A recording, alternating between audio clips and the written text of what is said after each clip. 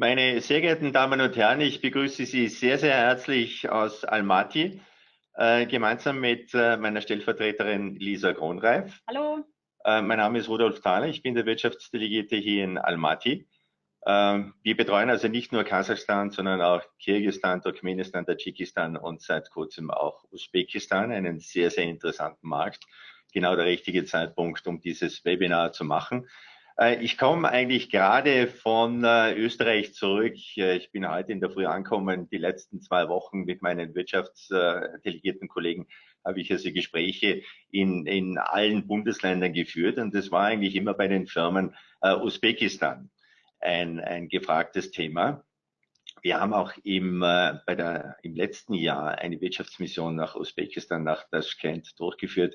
Das war die größte überhaupt, die wir aus Österreich Richtung Taschkent gemacht haben. Und diese Veranstaltung sollte auch ein bisschen ein Teaser sein für die Teilnahme an unserer Wirtschaftsmission im Februar dieses Jahres und haben für diesen Zweck jetzt 2 Kontakte von der EBRD, die wir das letzte Mal beim Briefing gehabt haben, und zwar den Herrn Sebastian Skupien, ein Österreicher, und den Leiter des EBRD-Büros Alkis Trakinos, der momentan in London ist. Herr Trakinos spricht Englisch. Wir werden also die nächste Zeit in Englisch verbringen. I think we switch now to English, Lisa. And before we start the webinar, this interactive webinar, I think we have to clarify a few technical details. And you are the expert, I think, right? Yes, indeed. Hello and good afternoon also from my side. Thank you for joining our webinar.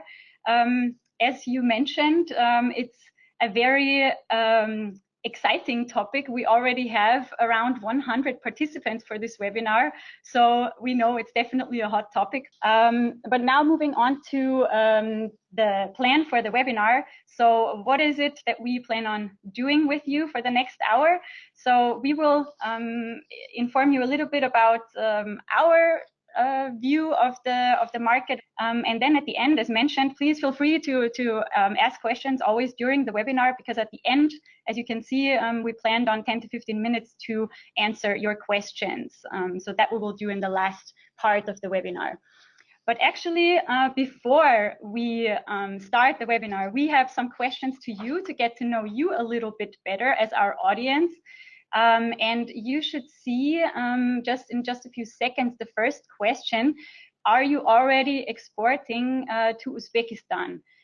So please hit yes if you already are dealing with this market, if you're exporting already to Uzbekistan, or no in case you aren't. That would be very interesting for us. We see here that you answered this question. Most of you, actually over 60%, are not active in Uzbekistan yet, which is a great reason why we do this webinar. Good to know. We want to increase that number. We would like to see the yes section moving into the right direction. So moving on to the second question. Now a little bit more into detail. How are your products already present on the market? Now, obviously, most of you now will also hit no, so the last option. But if you, the ones who are already active in Uzbekistan, we would be very interested in knowing, do you sell directly? So do you have direct sales to Uzbekistan? Do you have distributors here for your products? Do you have even a local subsidiary? Or, as mentioned before, if you are not active, please hit again the not active button here. So as mentioned, yeah, most of you are unfortunately not yet present, but we see that there's a 27% in direct sales and 13% for distributors, and the local subsidiary only 5%. We hope to increase that number as well, but it's good to know that already 5% are present here. That's a very good thing to start with. We have 2 more questions, so this is the second to last question, a little bit more intricate here. Which of your services, so this is more concerning us, what can we do for you in Uzbekistan? What's most useful for you in Uzbekistan? Please hit just one option, which should be for you the most, or the best, the most useful way of us representing you here in Uzbekistan. And we will be interested in seeing what service we have that we can offer you, which you would like to take up on. Okay, individual partner, customer research. Okay, that's very interesting to us. Thank you for that feedback. We will definitely focus more on this then in the future, because this is actually, just to explain this a little bit, we would then, if you tell us what you need, which partners you're looking for in Uzbekistan, we will set up a program for you. We will contact also those contacts that you mentioned. Yes, so we will basically support you from the beginning to the end. This is very interesting. Thank you for that input. And then we move on to our last question. And this concerns our colleagues from the EBRD, because this would also be interesting to know. Have you as a company already cooperated with the EBRD on certain projects? Yes or no? That would be very interesting to see also. Okay, so most of you have not cooperated with the EBRD on certain projects yet, which we will try to actually change with this webinar. So after this webinar, maybe you consider partnering up with the EBRD more often. So thank you very much for this. And actually, before we start, we would also just like to inform you that we have certain publications that we would like to share with you. If you're interested, we published 2 reports, a Going to Uzbekistan report and an Update Uzbekistan, where you will find information on the economy, on certain trends, Austrian business in Uzbekistan. So if you're interested in that, please let us know, and we will send this to you after the webinar. We're glad to share. And now, just a few minutes, we will also talk about why we are so interested in this market, what makes Uzbekistan so special in Central Asia. Hudi, why is it the rising star of the region? Yes, thank you, Lisa. Yeah, really, Uzbekistan at the moment is a very attractive market, and you can call it really as the rising star in Central Asia. It's one of the fastest growing economies worldwide, and in the next 2 years, we estimate an average of 5% growth rate in Uzbekistan. In Uzbekistan, you have 33 million inhabitants in comparison to 18 million, for instance, here in Kazakhstan. A very young population. You have vast natural resources over there, gas, for instance, also copper and gold, for instance. Uzbekistan is the top 10 cotton producer and exporter worldwide. Actually, the president, Shavkat Mirziyoyev, started 2016 a very wide-ranging reform program, starting with currency liberalization, legal and tax reforms. So the strategy is to keep the momentum, and really Uzbekistan is more and more on the radar of the international business community. You find also in Uzbekistan the most extensive railway network in Central Asia. And for you visiting as a businessman or as a visitor, Uzbekistan, there are no visas required for Austrian citizens. And the bilateral relations, we see a very strong development. Uzbekistan is number 2 in Central Asia as a business partner. We doubled our exports last year to Uzbekistan from 40 to 83 million euros. It's not that much, but there is a huge cooperation potential in different areas. And we see also this positive trend in the first half of 2019. We increased nearly 30% in comparison to last year. And which sectors are the most important to do business? Gas sector, we mentioned before. Cotton, processing of cotton is really a hot topic. You have in the agribusiness a very strong demand over there. It's a booming sector. You find a large mining industry. It's also the automotive industry, the textile industry, the petrochemical industry, where you have potential business partners. Also energy is our topic, renewables, for instance. Also the construction sector. If you are visiting Tashkent, you find a completely new city in the city. Tashkent city is built over there, and also sectors like information or communication technology. So this is really a wide topic, and the best instrument to do this, I think, would be to join our trade mission. Yes. And so far we have already 20 participants. So there are a few seats left, and I think the strategy would be first come, first serve. Yes. Until 4th of December, you can still sign up. So actually, if you have nothing to add here at this part, we would like to hand over to our colleagues from the EBRD, Sebastian Skupian and Alkis. Alkis is actually joining us from London, and we will hand over to you now, and we wish you a very exciting, informative webinar, and we will see each other later on again. Alkis, over to you. Thank you very much, Lisa. Thank you very much, Rudolf. Ladies and gentlemen, my name is Alkis Drakinos. Ich spreche kein Deutsch, so the reason why this seminar is taking place in English, I hope you excuse me for that. We have prepared a presentation for you that has a few distinct sections. So I will have a brief introduction to EBRD, just for those of you who may not be very familiar with the bank.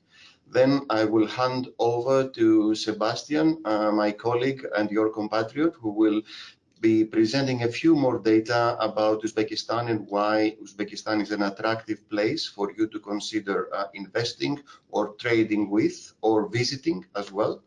Then I will take a few minutes to present what EBRD has been doing in Uzbekistan over the last 2.5 years before handing over to Sebastian for a few words on the relationship between Austria and EBRD.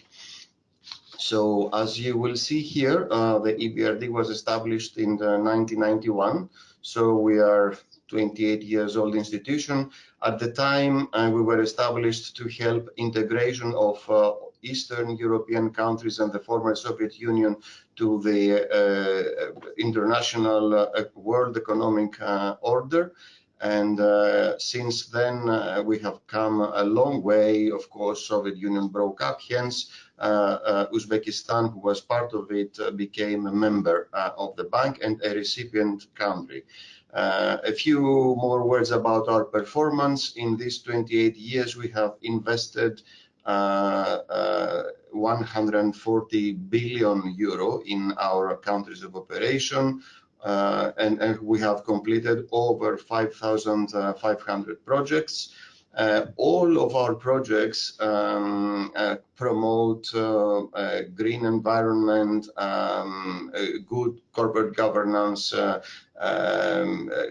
best practices, and we are very proud that 79, almost 80% are with the private sector, because we are a private sector oriented institutions. As you will see on the bubble on the left side, we promote market economy and focus on private sector development. We are the largest single investor in Central Asia, and here you will see we have a map depicting most of the countries where we operate. We don't have now a picture. We don't show our CEMET countries, that's the region South Africa and Middle East, because we have put the map of Uzbekistan there for you to see, and we put, you know, Austria and Uzbekistan in reference. There are about 5,100 kilometers distancing the two countries. If there was a direct flight, it would take you 6 hours, but with the connections that are now in place, it will take you 10 hours. So it's a long journey, but it is definitely worth taking it and considering investing in Uzbekistan. Now, with these words, I will hand over to Sebastian from Tashkent to walk you through why Uzbekistan is a country for you to consider. Sebastian, over to you. Thank you, Alkis. Thank you, Lisa and Rudolf for the nice introduction.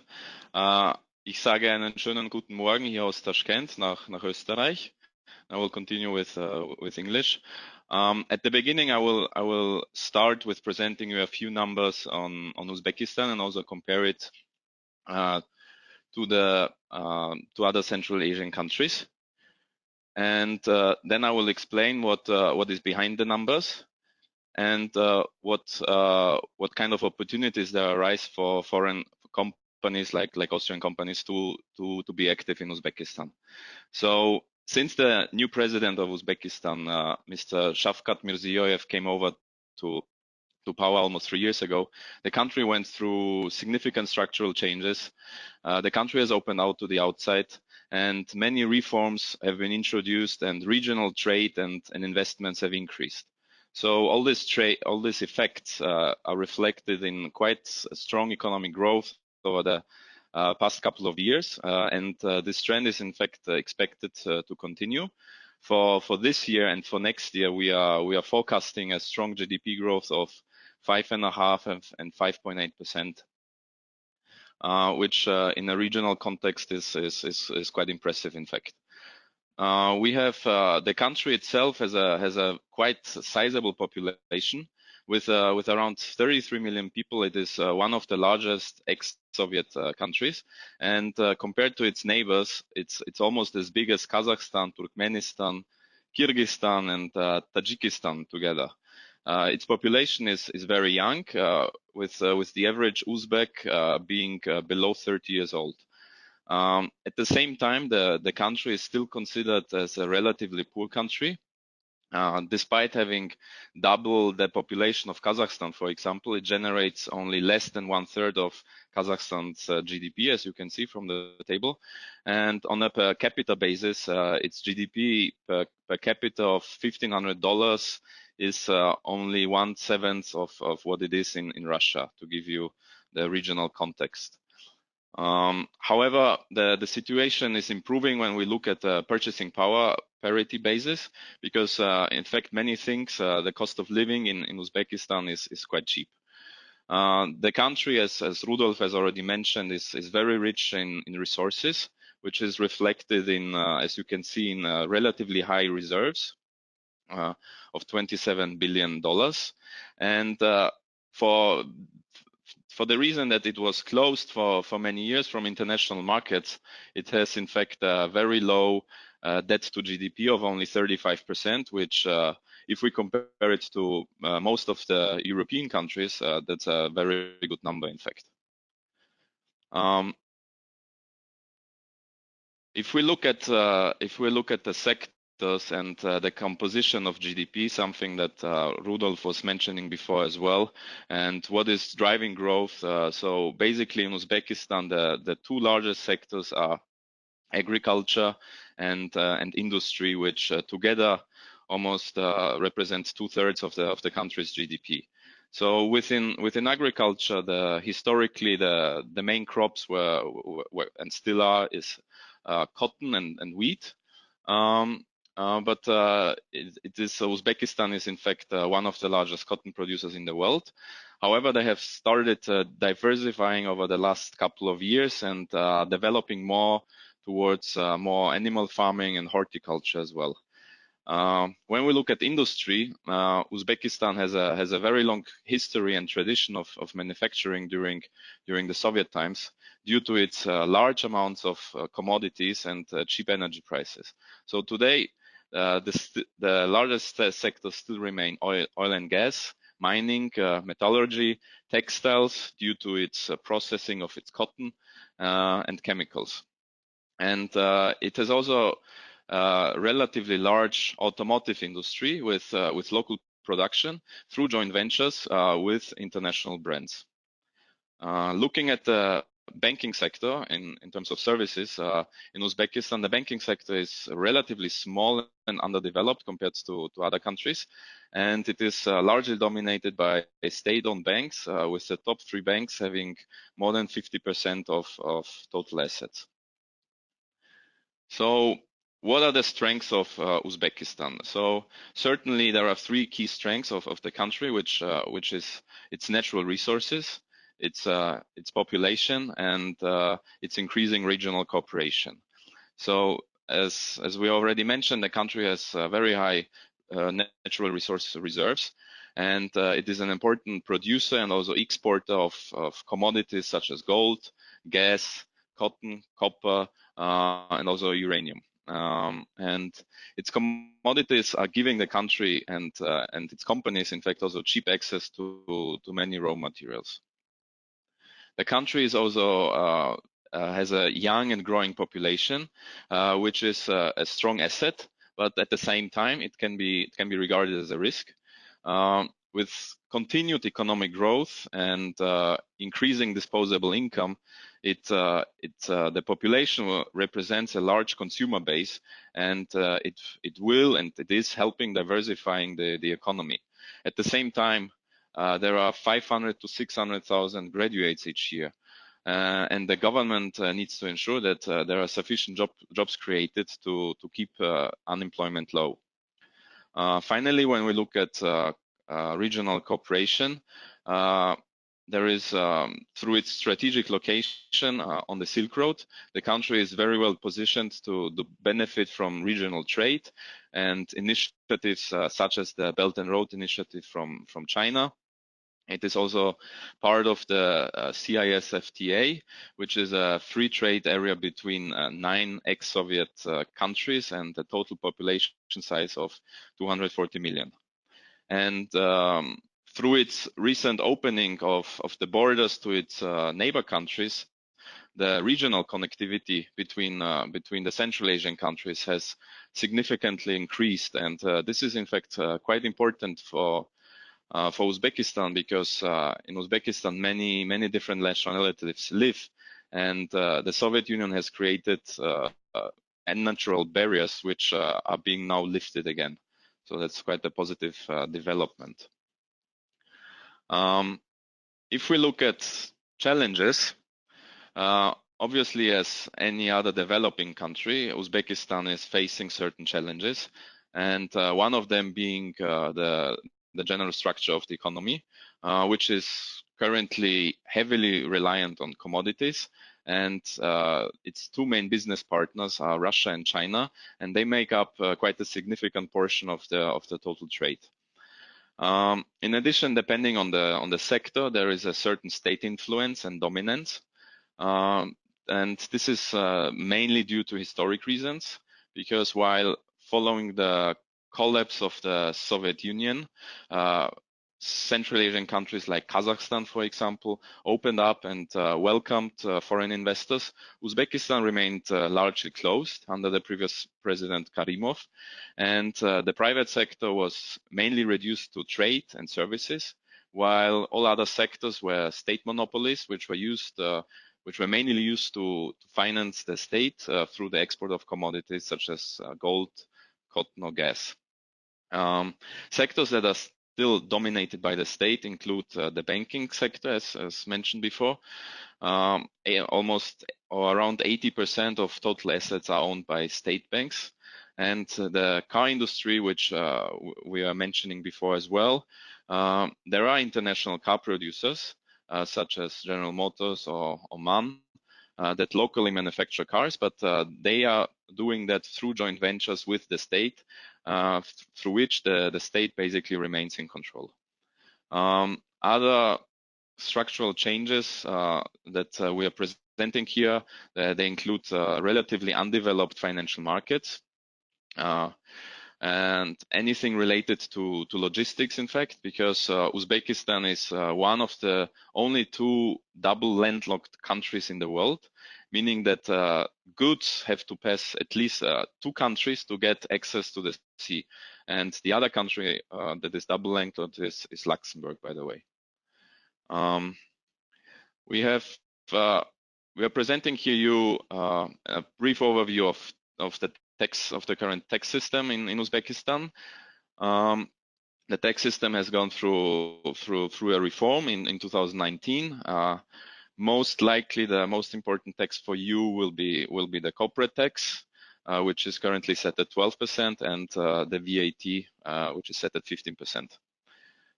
Uzbekistan has also quite a number of free economic zones that were established over the last couple of years, as you can see from the picture on the slide. The main advantages of the zones are that they are, depending on the amount of the investment, the companies are exempted from taxes from a specific period of time. And usually the obligation for the investor is that a certain amount of volume that is being produced at the factory needs to be exported after a specific date. Traveling to Uzbekistan, Rudolf mentioned that as well. This slide is just for practical reasons for your information. It seems to be quite normal that EU citizens can enter without difficult visa regimes. And however, for those of you who have traveled to Uzbekistan in the past, they will certainly remember that border controls at entering, but also at leaving Uzbekistan, they were always quite a challenge and could take up several hours. So over the last 2 years, this has completely changed, and you pass custom controls within a few minutes time, which is very convenient, especially for business people. So when we look into reforms, there are especially people visiting here, they always ask me, and when I talk to people, whether the reforms that were actually announced over the last 2 or 3 years, and there were quite a lot of them, whether they are actually happening. And it is true to say that people living in the country, they do observe many changes on the macro level, but also on the microeconomic level. And the government is very committed to change all structures and introduce more efficiency into the processes. It actively cooperates with different international organizations like us, which help and support the government in implementing those reforms. The government has also brought back a number of Uzbeks that were living abroad and appointed them to different positions within the government to take leading positions. And a good example is that one of our ex-colleagues of EBRD, in fact, is right now the director of the agency that is in charge of the development of the local capital markets. So the number and the speed of implementation of many of these reforms is very high. And the government follows very ambitious targets to implement many reforms with the aim to strengthen the business environment and improve the general investment climate. As a result of that, Uzbekistan is, as of today, one of the top performing countries, in fact, in the World Bank's ranking of doing business. And here on this timeline, you see we have highlighted quite a number of reforms that has been achieved or is ongoing over the last 2 years. I would say that the main ones include the liberalization of the currency, establishment of several agencies like for the state asset management or for the capital market development. There was a new law on PPPs introduced this year, and there are many reforms ongoing related to the improvements of the corporate governance structure of the large state-owned enterprises. And I think Alkis is going to tell you a little bit more about those in a minute. And because we as a major development bank, we are actively supporting these reforms and advising the government. So for you, what are the opportunities for investors or for exporters? In general, we see that there is strong interest in Uzbekistan, as we can see by the number of the participants already in this webinar, and this can be also measured by the very large amount of delegations and trade missions that are coming on a regular basis to this country. At the same time, the government has a clear strategy to attract international companies. So if we look at foreign investors, foreign exporters, there is in fact a high demand for high quality machines and equipment. The country was closed for many years, and there were heavy capital controls in the country, so only few local companies were actively able to invest into assets, in fact. And despite China being already quite active, there is still a very high demand for European equipment suppliers, which are regarded as of high quality and also enjoy a good reputation of being reliable. And this is very much valued by Uzbeks, in fact. In terms of investments, we would say that, and that's also one of our key strategies within the bank, is that the development of the private sector is the name of the game here.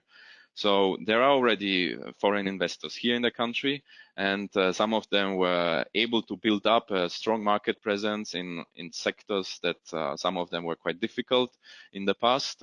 We see various investors coming from China, from Russia, from Asia, but we have also here a few European investors that are well established.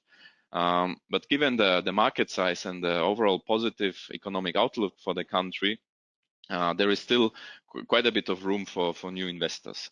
We have here listed a few sectors that are of interest right now.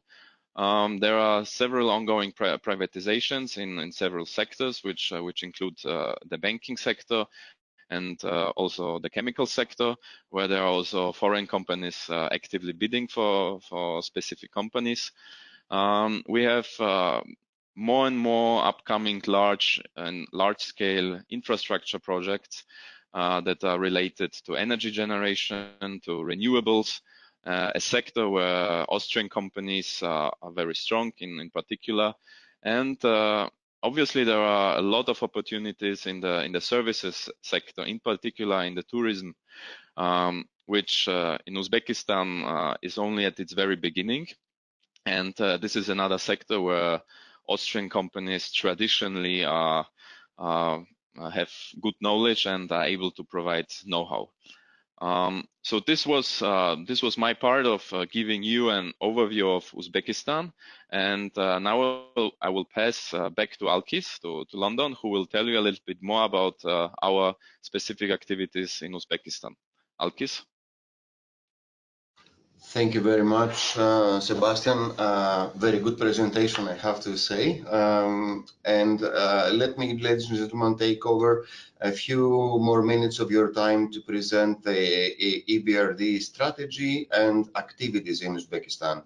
The picture you're looking at this slide is real, and it is, I think, a picture of Khiva, one of the jewels of Uzbekistan, at sunset, a place worth visiting as a tourist, and a place where we are also developing over there cultural heritage framework, a project with which we plan to develop tourism infrastructure in the country. Anyway, this slide talks about the EBRD strategy in Uzbekistan. So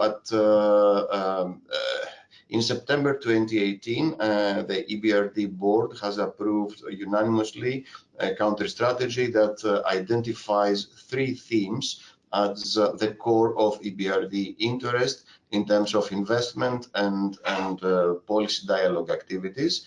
And this is private sector development, green transition, and connectivity. I will run through this immediately. So for private sector development, what we do is we are very much interested to increase the participation of the private sector in the economy and develop existing private businesses. So we do this either by providing direct financing to companies, and we have a few examples in the next slide, or we do this by supporting the smaller companies through credit lines, which we provide to selected local commercial banks. We are very much interested in developing local currency lending, and we focus on efforts that would promote attraction of foreign direct investment in the country, including through privatization or through private-public partnerships. In private sector development, we have prepared this slide showing to you what have we been able to accomplish so far. So the first investment in Agromir is a company that produces fruit juice, and we have invested 10 million to increase its storage capacity and expand its operational capabilities. Jurabek is a pharmaceutical company. Imcon Plus is a dairy company, produces good ice cream and dairy products. Then we list a few names of banks: National Bank of Uzbekistan, Ipoteka Bank, Hamkor, this is a private bank, Davr, also private. These are banks to whom we have provided credit lines, and with whom we work to reach local companies in the regions as well in Tashkent, providing credit to them for growth. And then the last two are companies that are in the sector.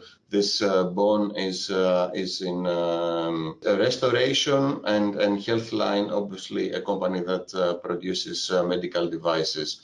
So we have been able to also expand our activities and promote our second strategy theme. This is the transition to green economy. We have been able to work on the reforms that made the demonopolization and the breakdown of Uzbek Energo. That's the former state monopoly on providing electricity in the country, to separate units for energy generation, transmission, and the distribution. We promote renewables. We promote energy efficiency. We support green investment across all industrial sectors. And the next slide is again a few selected projects identified. So you will see here that we've done projects to support heating infrastructure in Tashkent.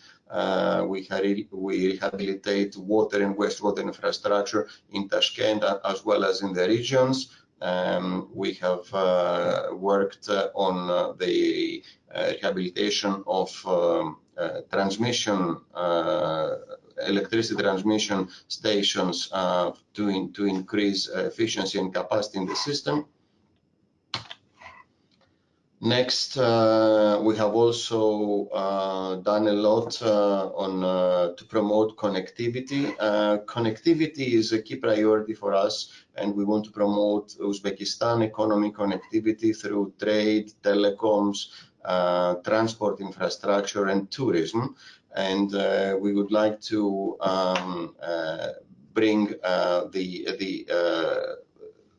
transport infrastructure, for example, to the level that it is supporting the potential of the country, and we are very much interested also to support telecoms infrastructure, to deregulate the sector, and invite also investment in tourism.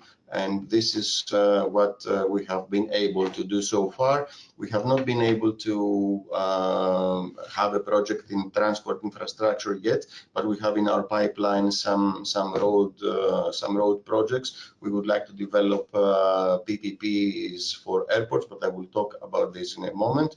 What we've done so far, you see names of banks. We have been able to promote trade. So these are 4 banks which have been benefiting from EBRD trade facilitation limits.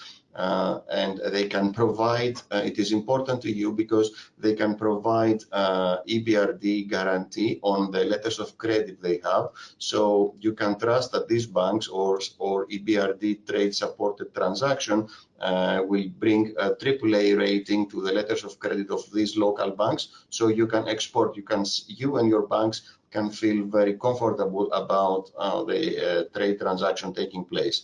Last but not least, we have a small investment in Malika Hotels, which is one investment we've done for tourism development in Khiva, where you have seen the picture in the beginning of my presentation.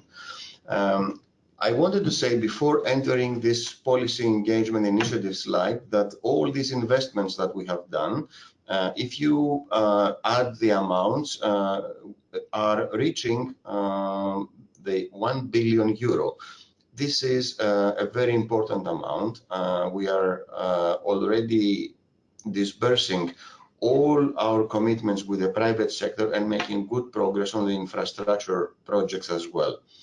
Now, with investments, we promote the growth, but we also need to, we understand that as Uzbekistan is a country in transition, we need to, and we are working together with the authorities, and we are engaging in policy dialogue in some areas where reforms are necessary and capacity is lacking and needs some urgent help to bring it up to speed. So we are establishing a Foreign Investors Council, which is a platform whereby foreign investors existing in a country or in the future would be in foreign investors will have a chance to discuss with the authorities the stumbling blocks and possible obstacles they face in promoting their investments or in taking investment decisions in order to improve the investment climate in the country. We have worked on the PPP policy and strategies. Actually, the new PPP law that Sebastian refers to is a result of PPP advisors hired by the EBRD, working together with the authorities. Now the PPP law is going to be put to test in the renewable sector as solar international tenders are taking place as we speak.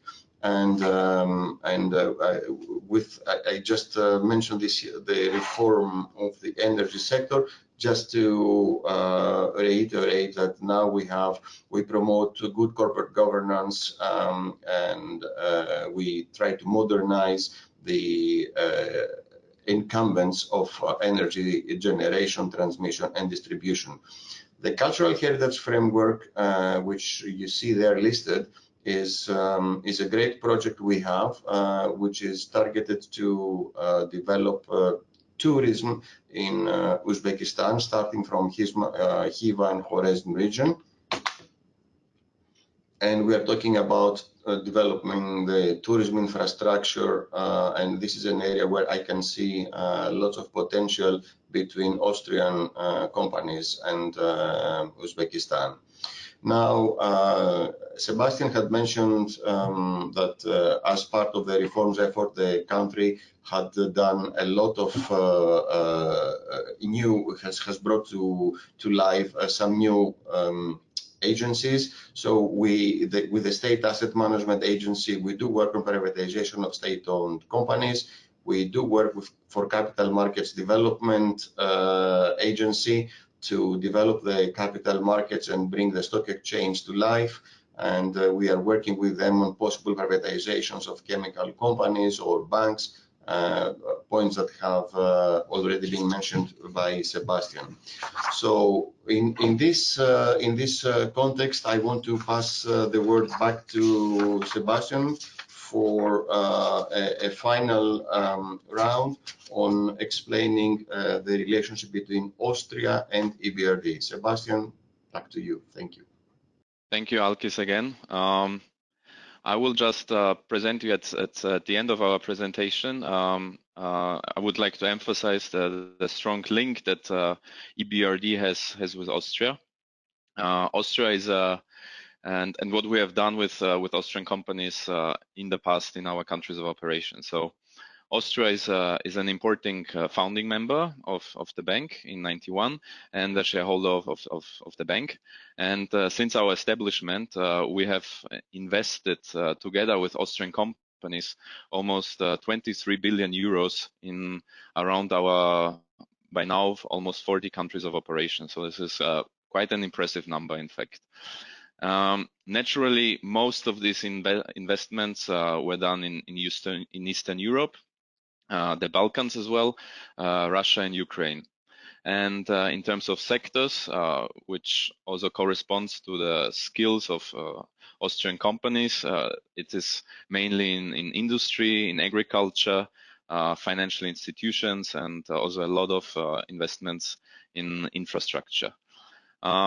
So just to give you an idea how Austrian companies can work with us, first, if there is a specific project, particularly now in Uzbekistan, we will be able to review it, and if it's a bankable project for us, we will be very happy to support and finance it, and we can do it through various financial instruments that we have. We can provide debt financing, but in certain cases, we can also go into equity even. A second way, which is more relevant for exporters, is something that Alkis was mentioning before, is to use is through the successful EBRD trade facilitation program, where we are supporting actively export financing. And finally, there are by participating in our public tenders that we have in our larger municipal or infrastructure projects, and we have added a link here. If you follow the link, you will see what kind of public tenders there are currently and in which ones you can participate. This is to give you an idea of with what kind of companies we have been working in the past and we are working. So these are probably to most of you very well-known companies that we are supporting in our countries of operation. We have prepared a couple of 3 more slides on the specific case studies, which we will skip for time reasons. So we have now enough time to discuss with you any questions that you may have. We have not worked with an Austrian company in Uzbekistan yet, so we would very much welcome if we had an opportunity to do so. So now I'm closing the presentation from our side, and I'm passing back to Lisa and Rudolf to Almaty, and we are very much looking forward to receiving your questions. Thank you so much, Alkis and Sebastian, for these really great presentations and sharing your insights with us. I'm sure you inspired a lot of companies to do business in Uzbekistan. Actually, my personal wrap-up of this presentation is Uzbekistan is a hotspot, is really a great place to do business, and you should do business now and to explore chances, opportunities, finding the right partner over there.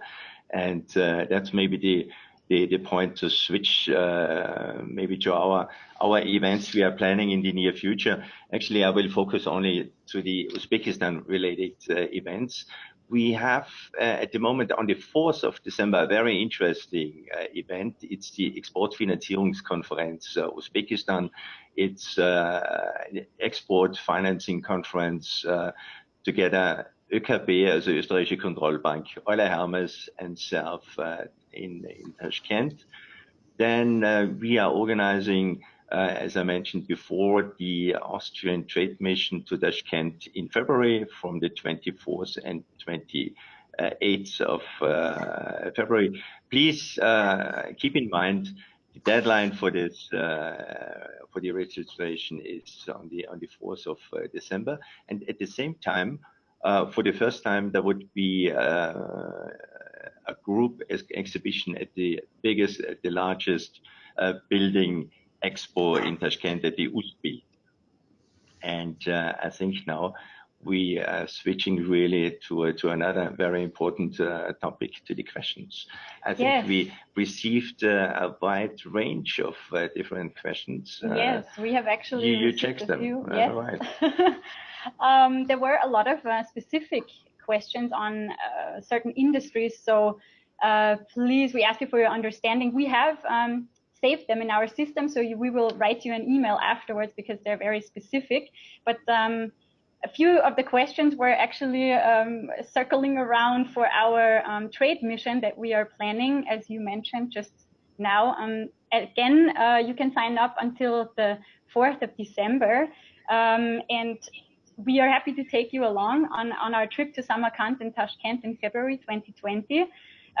Actually, a question related to that came in was about Tashkent City, because I think you in the beginning mentioned Tashkent City, this new business complex, new construction that's going on in Tashkent. Actually, Rudi knows more about this. Last time we did the trade mission to Tashkent, we were visiting that complex. Actually, yeah, we visited the organizer and the main contractor of this huge project. And we will actually there was one very specific question, and we will answer it very specific. And coming back once more to the trade mission, we have already 20 companies, right? So it's very difficult to organize individual meetings for a group of maybe 25, 27 companies. So please understand that we have a certain ceiling. So first come, first serve. Last time we had 27 companies. So for us, that would be the maximum. A short email, register, and you are part of this group. But speaking of this, if for some reason the time is not good enough, not good for you when we go to Uzbekistan in February, or you can't join us on that trip, there was also questions related to our service of providing you with a specific agenda, or when we organize your business trip to Uzbekistan whenever you want it. So whenever, maybe in May for you it's better, please contact us and contact us with certain wishes that you want to meet, certain ministries or certain potential partners. Please contact us with these requirements, and then we will be happy to set up a many day program for you in Uzbekistan, just tailored to your needs. And then actually the questions that concern EBRD that we received from our participants is this one. Uzbekistan for sure has a lot of chances to offer. Yes, we heard about this, but also a lot of risks. How can I protect my business properly in a market like this? Alkis or Sebastian, do you have a suggestion for this question? We have to define protection. So to understand how can we best respond to this question, if we are discussing about setting up a business in Uzbekistan, I think there is a very good climate right now, very conducive. The Ministry of Investment and Foreign Trade is going to create a one-stop shop which will be addressing the needs of would-be strategic and foreign non-strategic as well, foreign investors that would like to have a go at the country. There will be knowledge is, I think, key to the risks. So this agency will be able to provide all the information about the legal requirements, what needs to take place in advance of setting up a business, and then we will also be there, depending on the size of the investment, to advise on who to talk to. You know, market intelligence, due diligence are key measures that a company can take to make sure that it is the right time and they have found the right partners. Actually, if I may add to this, we were a little bit without acoustics now in the last few minutes or seconds. If I may add, I think the taking part in a trade mission would be really an excellent tool, because you have the chance to get first-hand information. You have the chance to speak to representatives of different ministries, and also what's very important, to meet potential partners, potential business partners, to have a look in his eye, to discuss the future development of a possible business and so on. And that's maybe the best part, the best instrument to enter a new market. You see, we are promoting our actually, should we have maybe 40 registrations? We will have maybe a few weeks later another one, right? Yes. Okay, good. we can discuss this. Yes, maybe we have time for one more short question, because actually the Silk Road got mentioned a lot in our presentations and also now in our questions. Maybe EBRD, you know, maybe you have certain projects or any input on this One Belt, One Road initiative. What are the market opportunities concerning the Silk Road? What do you offer in that regard? Any potential investor from Austria that would be looking into opportunities with the Belt Road, it will be in the transport sector, in the logistics. These are the sectors where there will be opportunity. The Belt and Road Initiative is not a very concrete. It's a philosophy trying to link China and Europe, and projects that can fit this description can either be financed from EBRD or with EBRD help and other partner financial institutions, as well as Chinese banks, depending on where the investor comes from. So logistics is a key sector. Transport is another key sector that fit the Belt and Road Initiative.